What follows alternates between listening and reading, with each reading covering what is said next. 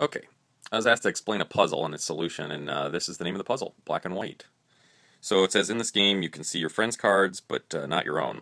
If there are four black cards and four white cards to choose from, can you deduce which cards you have by what the other players know? And it gives two scenarios here. The first scenario is you have friend A, friend B, and you. And friend A has a black and a white card. Friend B has two black cards. You don't know what cards you have. And then, of course, that means there's two other cards that are still in the deck, and no one knows what those are. And the scenario is neither friend A, friend B, nor you know what you have. Then friend A says she knows. What cards do you have, and of course, why? So I like to imagine this as a scenario where you have two friends and yourself in a circle, and each friend is holding up the cards, two cards to their forehead, so they can't see what's on their forehead, but they can see the other people's foreheads, and they can't see the two cards that are in the deck, like sort of on the table in between them. And so you can see your two cards, and I'm sorry, you can see the other two people's cards, but not your own, and of course not the whole cards that are sitting on the deck. And from that, can you determine anything? Okay, so it'll help us to establish a little bit of notation to think through this logic. So what we're going to do here is I'm going to say if I have a black and a black card, that I'm going to notate a hand that has a black and a black card as a black hand. Okay, and then a white and a white equals a white hand, and then a black and white hand, meaning it has a black card and a white card, or a white and black hand as being gray. Because it really doesn't matter whether or not you have which order the cards are in your hand. Essentially, it's the same thing. You know the same bit of information. So it's just easier rather than writing WB, WB all over the place, just write G. Okay, so if we restate the problem as friend A having a gray hand, friend B having a black hand, and you don't know, and then there's also a deck of cards that nobody can see with an unknown on it. This is now the problem. So let's just think through a little bit of logic here about if we see two cards, what do we know? Okay, so let's think through some of the possibilities by examining all the different possible hands that you could see and the possible hand that you might hold, given the hands that you see. So one possibility is that you open your eyes and you see two black hands, two different people holding black cards. And that means that in reality there's two white hands that are out there, and it doesn't matter which white hand you hold, you know you have two white cards. Okay, that's the possible thing. So here's what you see. And here's what you know. Okay, oops. All right. And the reverse is true too. So if I have a white and a white that I see, then there's a black hand and a black hand, and I know I have a black hand. And there's only one thing there, so I know my hand is black, and I instantly know that. So let's look at some other possibilities, right? So we have a gray hand and a gray hand, and if we see that, then this gets a little bit trickier now because it's not, there's four possible cards. Two of them are black and two of them are white. So that means that you could have two gray hands out there. You could have a black and a white hand, one totally black and one totally white, or you could have two white hands out there. So there's actually three possible scenarios out there and you could have any one of these in your hand. With the opposite being in the deck. So if you have a black hand, then you know the white hand's in the deck. If you have a white hand, then you know the black hand's in the deck. And if you have a gray hand, you know there's a gray hand in the deck. But if you see two grays, you don't know what has occurred between your hand and the hand that's still in the deck. So essentially, yeah, again, you have what you know is that you have one of those hands, and you have three possible outcomes here. Okay, so the next thing is. Let's see, black and white. We'll do black here and white. And let's just go through all the combinations. So we have a black and white as a possibility. The next one is we'll just say if we have a black and white hand, we have a black and gray hand. And that carries with it all the, we've already done black and black. So the next possible hand would be, pull back here, a white hand and a white hand, which we've already done, a white and a black hand, which we've already done black and white here, and then a white and a gray hand, sorry. So, and that's it, because gray and gray we've already had, and of course gray and black we've already done, and gray and white we've already done as well here. So that represents all the possible combination of hands that we would see. So that now that we've kind of fleshed out all the possible combinations, let's now, consider the possible outcomes based on what we see. So the black and white one here, we could have a gray and gray hand, a gray-gray pairing, or we could have a black and white pairing, or a white and black. So again, we have three possible hands that we could have in our, three possible scenarios that we could have in our hand here as well. So let's do this one here. So black and gray, we would have, if we have a black and a gray, we would just have a white hand out there that would have paired with the black, and a gray hand. But it's not possible to have a black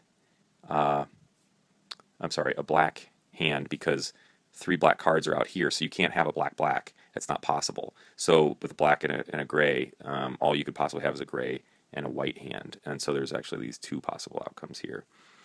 All right, and then so here we'll just underline these here. These are what we know. Here we go. And then the last one's white and a gray. So a white and a gray would have a black to pair with the white, and a gray to pair with the gray. And then again, of course, it would not be possible to have to have a white hand, because there's three white cards over here that are spoken for. So there's these two possibilities here. So the only way that somebody, when they first open their eyes and immediately would know what they have, are these two scenarios right here, and that's it. Everything else you're going to say, I don't know. So okay, so what can we tell from this this truth grid over here, reality, and the sequence of events here? We'll run through this. So friend A opens their eyes, and because they say they don't know, and you don't have a black, obviously if they open their eyes and they see a black card here, a black hand here, and a black hand here, they would know that they were white. They don't know what they have, but they would know that they were white. But you don't have a black, and you already know this. I should say, I know this because I see a gray and a black out there, and that means I can't be holding black. So we don't really need to consider black as a possible scenario for us. But if the first friend A opens their eyes, and we have either a gray or a white hand, what would friend A say? So this is our possible hands. What would friend A say? Friend A would, if they saw gray and gray, they'd have three possible hands right here to choose from. So they would say, I don't know. Now if they saw gray and white over here, gray and white, they would have two possible hands that their hand could be. And as you can see here, we have a gray, black and white, and a black and a gray. So we have lots of possibilities, and we haven't ruled anything out here. So friend 1 would have to say, I don't know. Friend 2 can look out and say that they would see gray. They'll see this gray here, and this gray, if we are holding gray, and if they see two grays, again, they have three possible hands that theirs could be. And if they say gray and white, these two possible hands here. So friend 2 says, I don't know. You open your eyes and you see obviously gray and black. This is this hand here, gray and black. You have two possible hands that you could have, and therefore you say you don't know. Now friend A now knows that nobody knows what they have, so that means they can rule out the possibility that nobody else has seen a black or a white, that these are not possible out there, because if one of the other friends had seen that, then they would know, that they would have said they know by now. So that's new information now that friend A has. So let's just assume now friend A can say, so the friend A has these possible hands, black and white. Oops, here we go. I should say, let's take the case where friend A sees, and this is the second time, of course, they see the black over here, and they see gray in our hand. So friend A sees, and we'll put a question mark here, they don't know what they have, but they've seen this. If if this is true, then they know, if it B and G, that they have a possible gray, black, and white. Gray, black, and white. These are the possible hands. So with these assumptions, that they're gonna assume that they have either gray, black, or white. Let's just assume for a moment that they just take the case where they want to test the idea that they have a gray. Now, so if they have a gray, what we're testing is the idea that it's gray, black, gray. Okay, if I had gray, black, gray, what would have my other friends said? Assuming that they saw, what friend 2 would have seen 2 grays. They wouldn't have seen the black. They would have seen 2 grays. They of course would have said, let's see, gray, gray up here. They would have seen 3 possibilities. They would have said, don't know. So friend 2 would have said, don't know. Okay. Friend 3 would have said, great, would have seen, that would have been me, gray and black. Gray and black would be here. They would have seen 2 possibilities. They would have said, don't know. Okay. So, so that's a valid hypothesis. That can occur. I could have gray. Now, let's assume now, this is definitely possible here. So let's take the case where I have a black. I should say friend A has a black. So if it's black, black, gray, then we know actually that friend 2 would say, I don't know, because it's black and gray, and that's 2 possibilities. But you or friend 3 would have seen black and black and would have said, I know, right? So this is not possible. So black is not a possible hand that I would hold. Okay, now, so green is a possibility, or gray, sorry, gray is a possibility. Black is not a possibility because otherwise someone would have said, I don't know. And let's take the case with white. So if I had white, or I should say friend A had white, I have white, black, gray. Now again, we're testing the assumption of what friend A sees if I have gray. Okay, that's again what we've been testing this whole time. So let's not lose track of that because it is easy to do. Okay, so with the possibility of white, black, and gray, friend 2 would have seen a white and a gray, which there's 2 possibilities. They would have said they don't know. And then friend 3, or you, would have seen white and a black, which means a white and a black here, which is 3 possibilities. So friend 3 would have said, don't know. So this is possible here. So now we have 2 possibilities that we could have where all of friend A's friends would say they don't know, meaning that they still don't know. There's no way to know which hand I have. So it's not likely that I have gray, but so I must have white, right? So we've kind of ruled out gray. There's no way for friend A to know for sure which possible outcomes they have. They could either have a gray here or a white hand, and they still don't know which one it is. But I'll prove it to you, because let's look at, set this up, get the eraser out here. So we're going to erase all of this. Okay, so where we don't know what we have, we see a black and we see a white, because we're holding now the white. We've already done the idea where friend A saw gray. So if that's the case, then if I see a black and a white, it's possible that I may be holding a gray, a black, or a white deck. Okay, now this is interesting because this has 3 possibilities and not 2.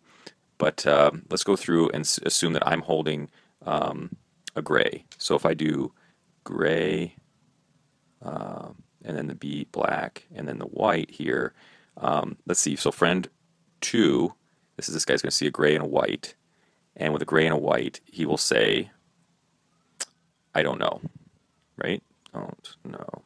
Friend 3 will open their eyes and see a gray and a black, and see 2 possibilities and say don't know. So that's a plausible hand. So it's possible I have a gray and a black. All right, so is it possible that I would have a black, and that would be the case?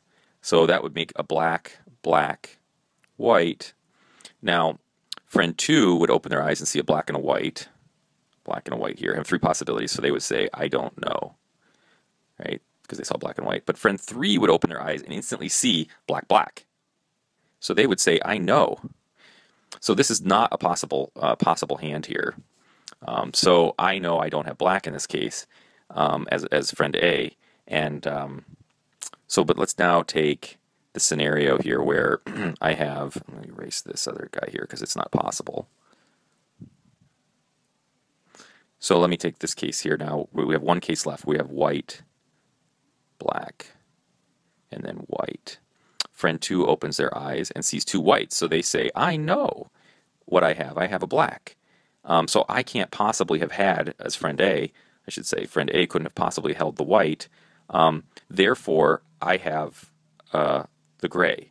And so that's how friend A can deduce that they have the gray, but they can only do that if you, friend 3, hold the white.